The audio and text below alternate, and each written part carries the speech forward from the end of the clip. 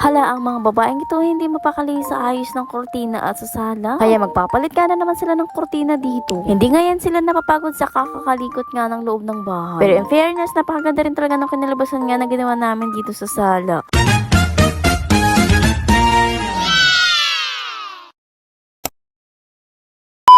Hi guys! Back on again for another mini vlog. Malamig at maulan nga umaga na naman. At suspended nga pala ang face-to-face class sa lahat nga ng antas dito sa Binangonan at sa iba pang lugar. Kaya naman itong kapatid ko ay busy dahil may online klase nga sila ngayon. Mga ate ko, kakagising ko nga lang bali tinawag ka agad ako dito ni mama sa labas. Dahil nagpapatulong nga siya dito magkatay ng manok eh hindi naman ako marunong niya. Baka magkanta lusog-lusog lang talaga ang mga laman nito. Diyos ko. Anyway, sa bali ang ginawa ko na nga lang is nahawakan ko nga yung pakpak at yung paa. Dahil nga gigilitan tubad ng leeg. Kamalas-malasan pa nga dahil nga paghawak ko nga ng paa at mga pakpak. Sabay naman iniputan yung pants ko. Diyos ko naman. Pero okay lang yun dahil malilitsyo rin naman kayo mamaya. At yun na lang talaga ang pangbawi ko.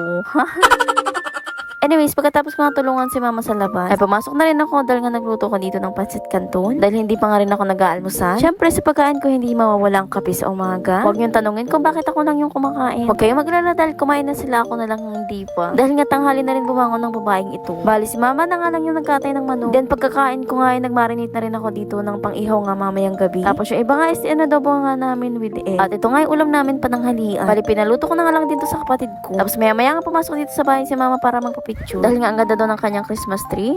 1, 2, 3, smile!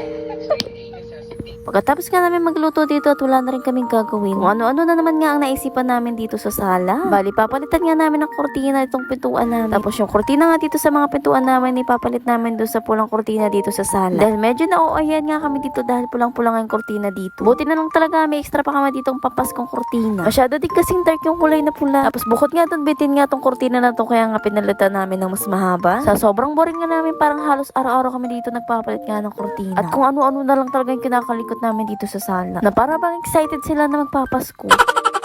Parang mga bata na nag-aantay nga na magpasko. Yung tipong excited nga mamasko sa mga ninong at ninang. Ay hala, bumalik sa pagkabata. Anyways, after nga na lahat, ganito na ang itsura ng sala. In fairness talaga, napakaganda talaga ng kanalabasan. At hindi na rin talaga masyadong masakit sa mata. Compare nga doon sa pula na kortina na nilagay namin before. O diba, sobrang Paskong-Pasko na nga dito sa loob at labas ng bahay namin. Yung tipong dudumugan ng mga bata sa Pasko para mamasko dito. Ay hala, wala kaming pera. Baka kortina na lang maipamasko namin sa inyo. Ay hala, hindi. Kiss mo nga, kiss mo si Papa. Tamis! At after nga namin ayusin yung sala, nagpa-picture nga ulit dito si mama. Dahil mas maganda nga daw yung ayos namin yan kaysa kanina. Paglabas ko nga dito ng kwarto, nakita ko naman yung kapatid ko dito. Hindi na naman nga siya mapakali dahil binago na naman nga ng pwesto niya yung mga gamit niya dito sa labas. Hindi mo pakali ang puta. Ang ginagawa mo. Ano to? Basura ba to? Tapon mo na to.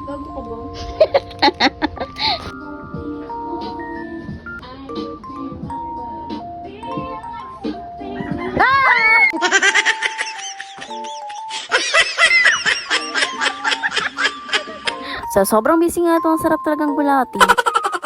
Bali nga dito sa higaan niya, naglagay lang kami ng partition nga ng kortina. Para naman kahit papaano naharangan pa rin siya at may privacy pa rin. Bali nga sa umaga, ganitong ayos nga yung gagawin niya. Tapos tuwing gabi nga, gaganto naman niya, ilalagad na lang niya yung kortina. Since wala nga siyang kwarto, dito lang talaga siya sa sala natutulog. Kaya nga ginawa na lang namin ganito yung kwarto niya. O diba, napakaganda rin naman talaga tignan. Miss Parcel. After nga namin mag-ayos, maya-maya nga nagdatingan na rin sabay-sabay yung mga parcel nitong babaeng to. Tapos yung may narinate ko nga kaninang umagang manok, bali inihaw na nga rin namin dito sa labas ng bahay. At ito nga yung ulam nga namin ngayong dinner. O diba, satisfying na naman ang pagkain ngayong gabi. Hindi na namin kailangan magmang-inasal dahil nga nagluto na lang kami dito sa bahay. At craving satisfied na naman nga ang mga babaeng ito. Nag-bodel fight pa nga kami dito sa dahon ng sagi sa loob ng bahay. Bukod nga dyan para mapasarap ang kain, nagtimpla na rin talaga kami dito ng nesty. Kaya naman kumuha na kayo ng pinggan dyan at sabayan nyo na rin talaga kami kumain dito. Tapos tignan nyo naman tong batang to, independent na talaga at kumakain na mag-isa. Na akala mo talaga walang sakit dahil sobrang hyper na naman ngayong gabi. Hanggang dito na lang mga ate ko, sana nabusog kayo. Ay, halakala mo sila kumain. At yun lang naman guys for today's video. Thank you for watching. Bye-bye!